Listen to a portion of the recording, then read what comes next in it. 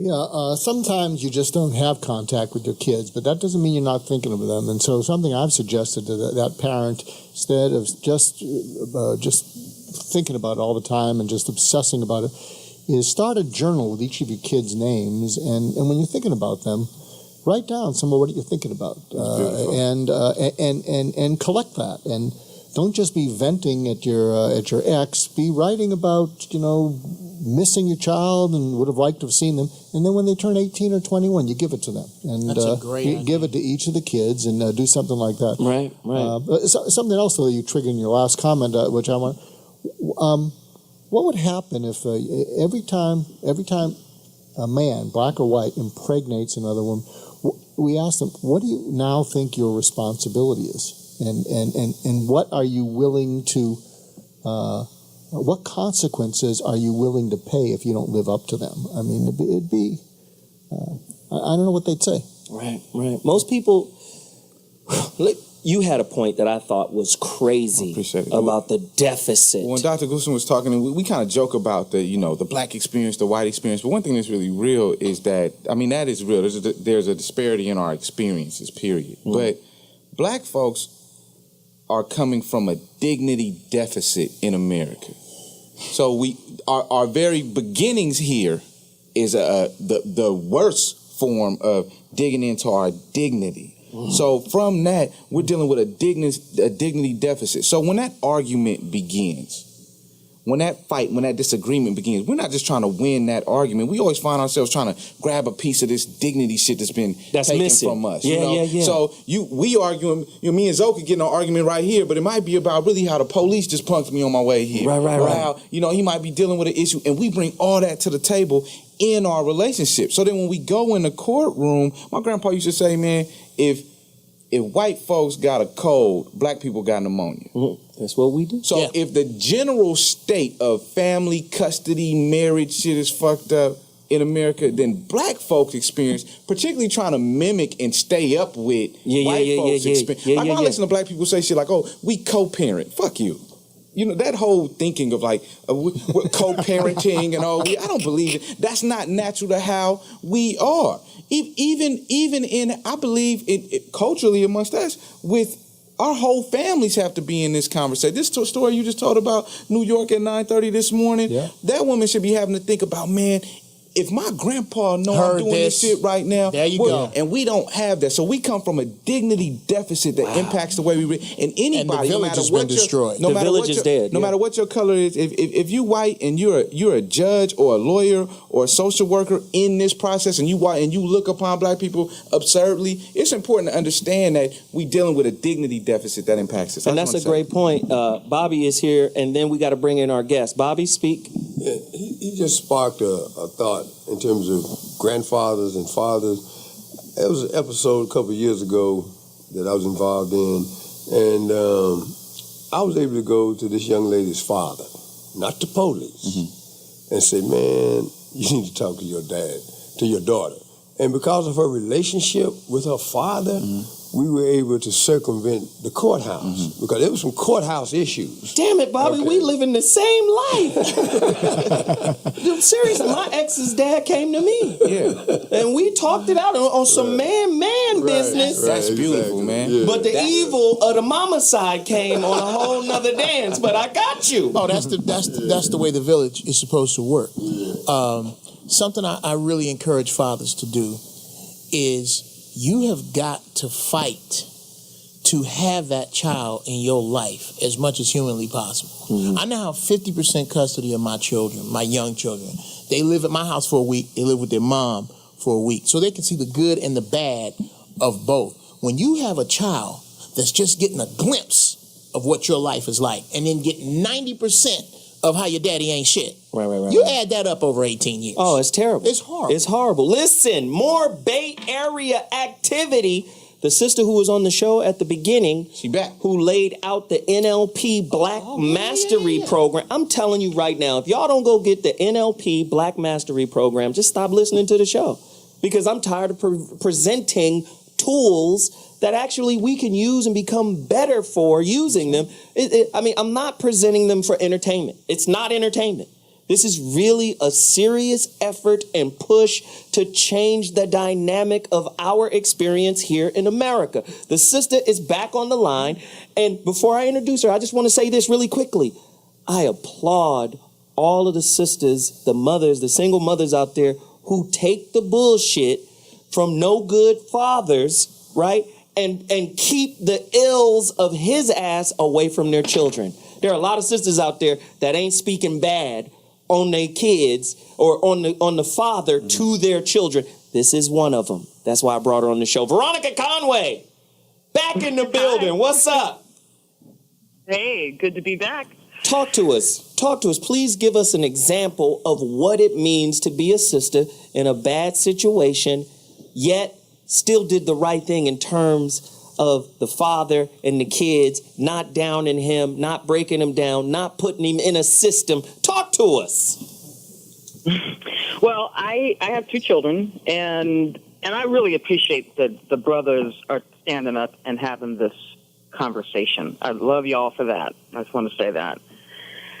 I have 2 children, and when their father abdicated his responsibility around child support, around exposure, I probably had every opportunity to put him in jail, deny him visitation, all of that, because according to the court's definition, he would have been found, they would have put him in jail. I think that the most important thing that we can embrace in our community is the next generation. And so we have to make our children and their sanity and their wholeness and their livelihood and their futures paramount. So I had to get very resourceful. We talked earlier. I heard you guys talking earlier about the village.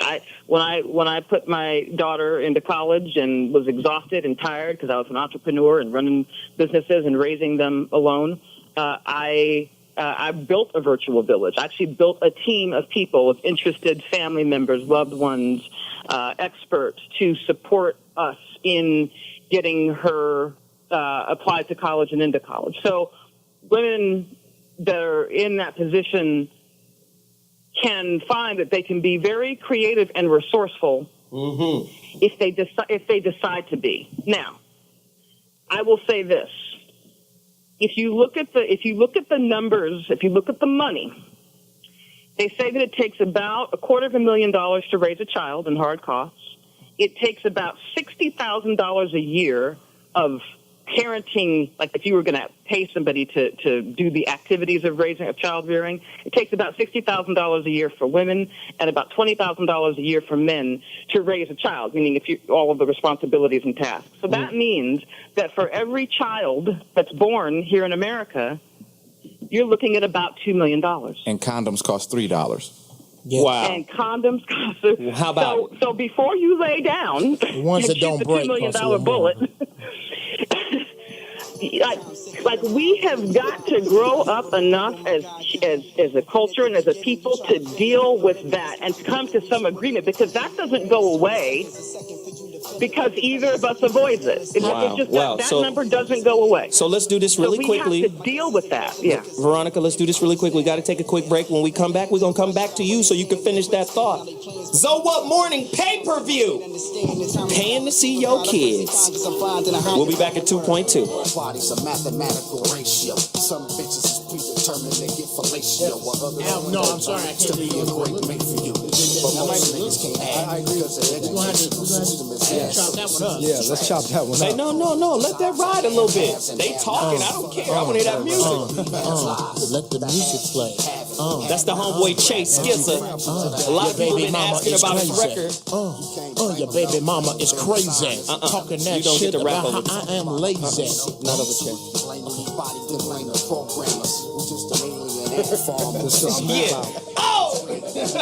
We back in the building. So what is crazy? We've got a man council. This could have been the council in the Matrix right here. Right? This right here could have been the council at Zion. It is. Well, we would need some women. Yeah. Zion is a dirty hole underground. We would need some women. Yeah. Okay. So back to the topic.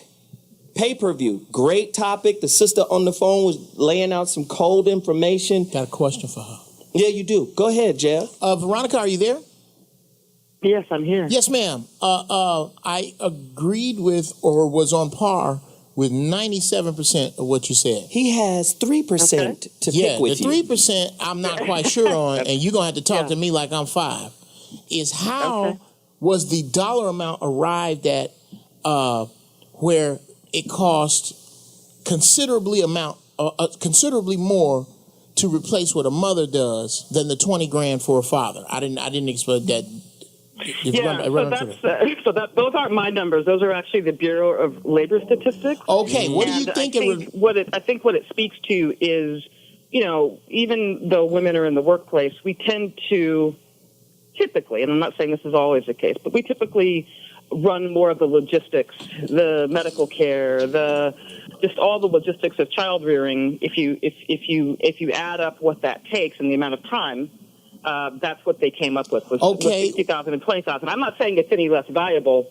That's just what they said. I think I understand what you're saying. Maybe perhaps in a vacuum, but if you have a situation where the children are equally with the parents. If this was 2 children or 1 child in a 2-parent home, I'm not quite sure you could come to that number. Or if you have a child that spends exactly 50% of its time with each parent, that you can come to that number. And I think one of the chief problems is in this system is that we talked about, the mother being beyond reproach, the mother somehow being on a pedestal with regard to what she has to do, how she has to deal. And I understand that her job is hard, but there are a bunch of fathers, the invisible demographic, a bunch of us dudes that are like, look, I'm trying, I think that's what this show is about.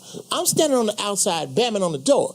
I am trying to get in here, and this heifer is mad at me and keeping my kids behind her, which is why that number is that high. It doesn't have to be that high if she'll accept my help. And again, fatherhood has been marginalized. Absolutely. To the degree you will hear rappers speaking in feminist terms. Yeah. I want to make sure that my daughter don't need nobody. I'm a hustle so she don't have to need anyone. Or LeBron James, I'm glad my father wasn't there. I mean, he said that. Yeah. I'm glad my dad wasn't there. Fatherhood has been marginalized to the point where it's inconsequential. Mm-hmm.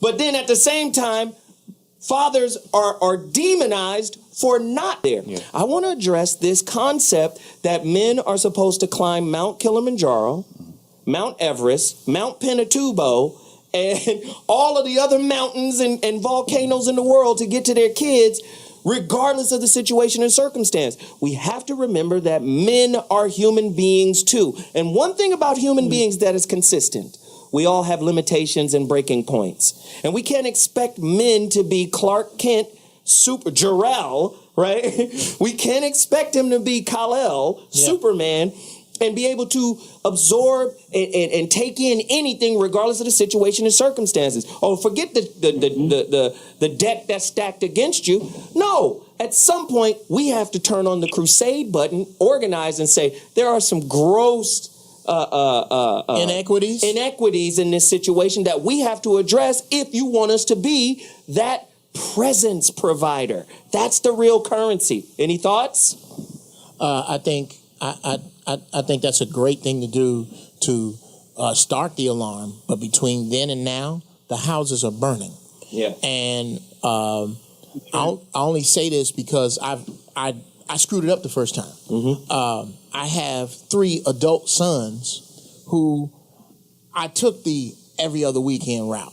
I took the here's my money. I'm going to be at this. I'm going to be at that. Mm-hmm. But you know what? There's a lot I wasn't at because I didn't know. Mm-hmm. I didn't even know it happened. Mm-hmm. So when this came about that I divorced again with these 2 younger kids, mm-hmm. I was like, there is no way in hell that I'm going to run this script again. Right. I am going to when you go to school, when you go to your children's school, you tell them to treat your child as if it's two children. Everything you send home, you send another copy to my house. You have to be that involved. Right. When I go to my kids' school, I already tell them. I tell them day one. I'm talking about the brass, the principal, the counselor. I come in and say, okay, this your shift.